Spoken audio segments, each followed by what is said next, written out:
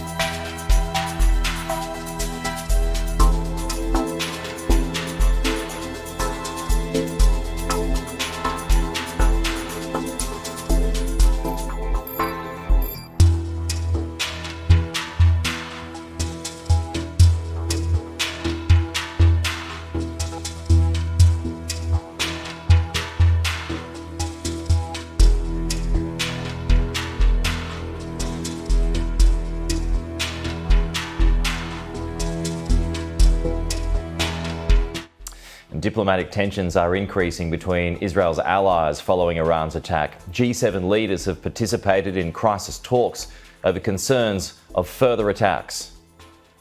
President Biden told the Iranians not to escalate. They ignored him. Now he's urging the Israelis to step back from the brink.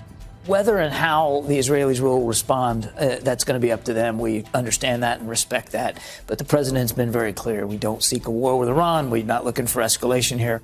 Will Israeli Prime Minister Benjamin Netanyahu draw a line under last night's events or up the ante too? There is huge pressure on him from allies, including Britain, to show restraint. If this attack had been successful, the fallout for regional stability would be hard to overstate. And we stand by the security of Israel and the wider region, which is, of course, important for our security here at home, too. And what we now need is for calm heads to prevail. The Prime Minister joined other G7 leaders on video conference, all urging restraint and condemning Iran for the attacks. British Foreign Secretary David Cameron spoke to his Iranian counterpart, tweeting later, "I made clear that Iran must stop these reckless attacks, de-escalate and release the MSC Ares, an Israeli-linked ship seized by Iran."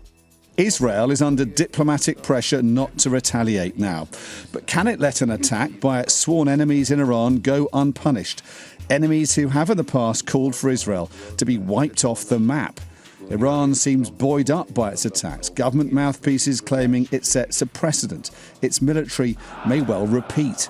Iran has struck the Israeli regime directly. And that means that from now on, if the Israeli regime targets Iranians anywhere, that Iran will hit back at Israel itself.